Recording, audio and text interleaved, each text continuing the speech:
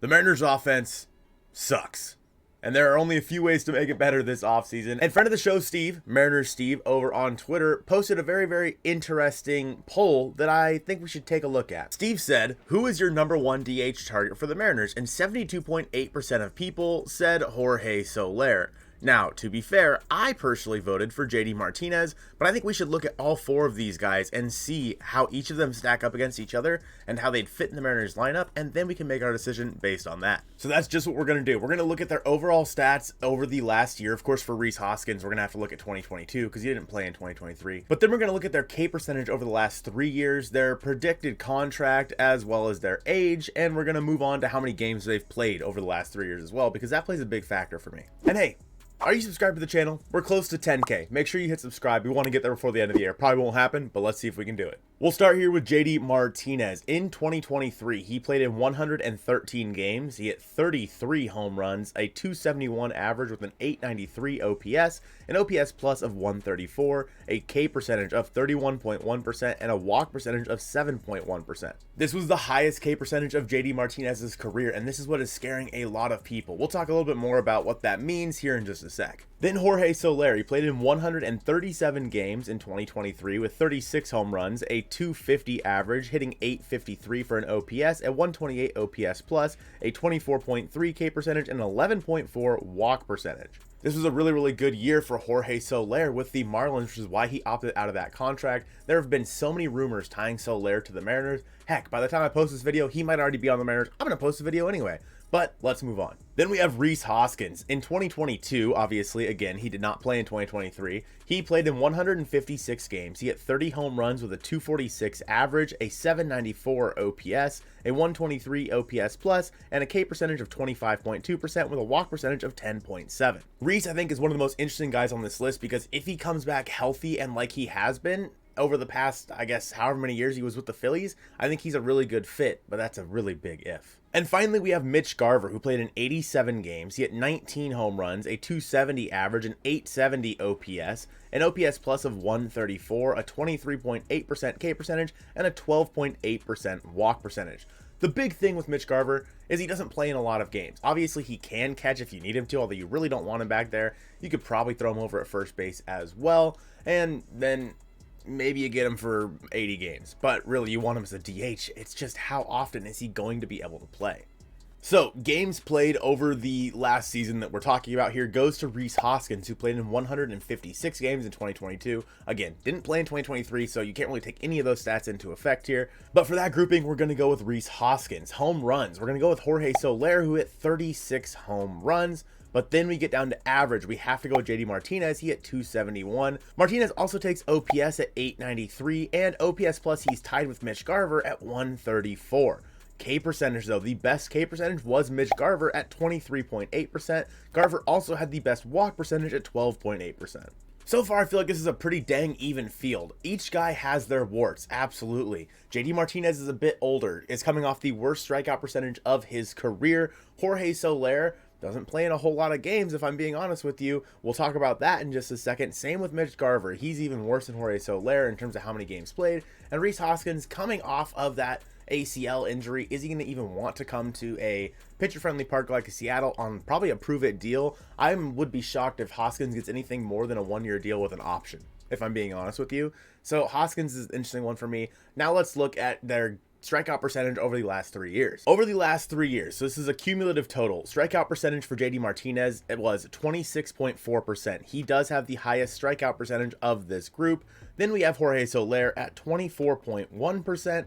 Then we have Mitch Garver at 25.9%, and Rhys Hoskins had a 24.3%. JD Martinez has the highest strikeout percentage of all four of them over the last 3 years. With that being said, that 2023 number of 31.1% is easily the outlier here. That is only the second time he's ever had a strikeout percentage above, I think, like 25 in his career, and the other time was, again, when he was in the National League. Could JD Martinez just be an AL merchant?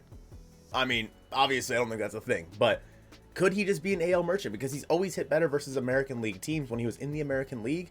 I mean, hey. But with that being said, Martinez is also getting older. He's the oldest guy on this list. Martinez is 36 years old. Second oldest is Mitch Garver. He'll be 33. Then Jorge Soler at 32. And then Rhys Hoskins at 31. Next up, let's look at games played over the last 3 years. And obviously, it's going to be tough for Rhys Hoskins because, well, frankly, he didn't play in any games in 2023. But before that, he was always a guy who posted and was there almost every single day.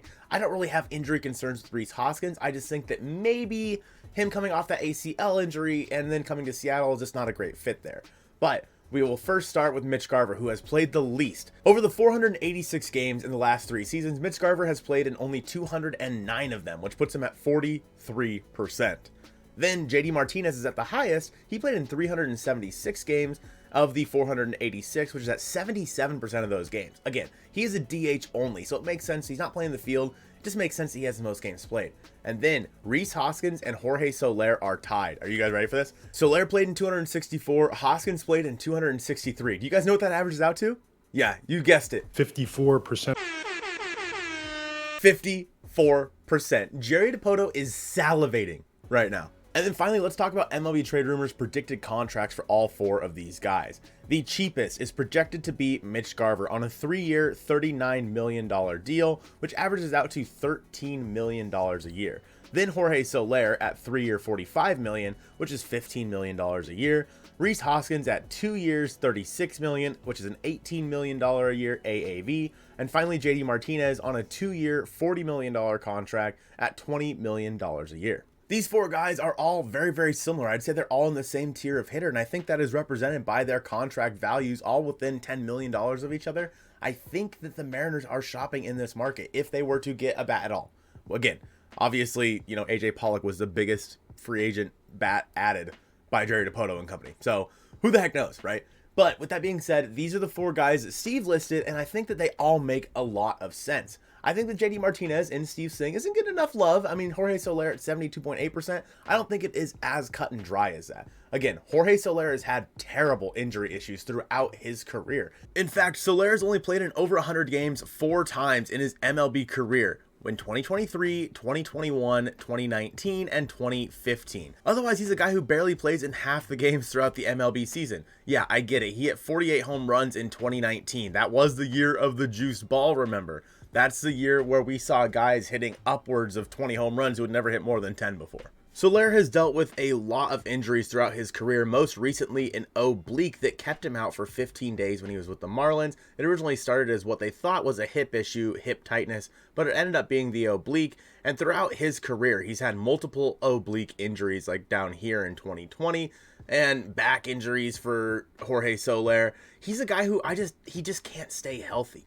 And if you want to talk about guys that can't stay healthy, Mitch Garver's even higher up on that list with his side in October of 2023. He also had foot and knee problems in 2023 as well. He's had back issues before, groin. Overall, Mitch Garver, he is just a guy who is going to be on the injured list a lot. And we know how frustrating it was with Mitch Haniger always on the injured list. With that being said, we all love Mitch, right? But it's just, if you're signing a guy, you want him to actually play for you, in my opinion. You want a guy who's going to post, in my opinion. And I think JD Martinez is your best bet for that, and even so is Rhys Hoskins. But with that being said, that's why these are the 2 most expensive guys of these 4, with JD earning probably $20 million a year and Rhys Hoskins earning $18 million a year. The reason is because, well, they're just really good. Obviously, we've seen a huge track record with JD Martinez. He's been good throughout his entire career. And again, Rhys Hoskins, other than 2023, has been very healthy throughout his whole career as well. The 2 of them are probably going to get the most of these 4 guys. And with the Mariners' limited budget, I don't know if that makes sense for them. But Garver and Soler both have their injury issues as well. So do you want to sign these guys? And again, if you were to sign either of them, they were just a primary DH for you, maybe these injury concerns go away. Obviously, we can't know that for sure, but it does make sense that if they're primary DHs, then they're going to play more games, like JD Martinez, for example. The nice part about all these guys not named JD Martinez is theoretically they can all play the field if you need them to. You can throw Garver at first base, catcher if you need to in like a third string situation. You can throw either Soler out in right or left field if you have to, and Hoskins can play first base if you absolutely need him to, if Ty France needs a day. Who knows how that ACL is going to hold up, but theoretically, he could play first base. JD Martinez is strictly a DH, and we know the Mariners don't love that idea. With that being said, I still think throughout all of this, I'm leaning towards JD Martinez. I think Soler and Garver both fit well, but again, they don't play that often. They're always hurt. And if you're signing these guys, what's the point in signing them if they're not going to be on the field? JD Martinez, throughout his entire career, has always posted. He has been there day in and day out because he's a DH only. And it makes sense. He's healthy. We've seen it before with older DH onlys like Nelson Cruz. They make a big difference. All of these guys are right-handed. Right-handed hitting in T-Mobile Park isn't the best. And with that being said, Soler hits the furthest balls out of all four of these guys. So if anyone's going to be able to get it out in an early, like, April game, it's going to be Jorge Soler. I understand why people want Soler. I worry about his injury history. I believe that JD Martinez, who only has had a strikeout rate above 30% once in his career, and that was last year, I believe in the bounce back for him in 2024. I think that Martinez just makes the most sense for me. He plays the most games, has the highest OPS, he has the longest track record, and he's a guy who's been there, done that.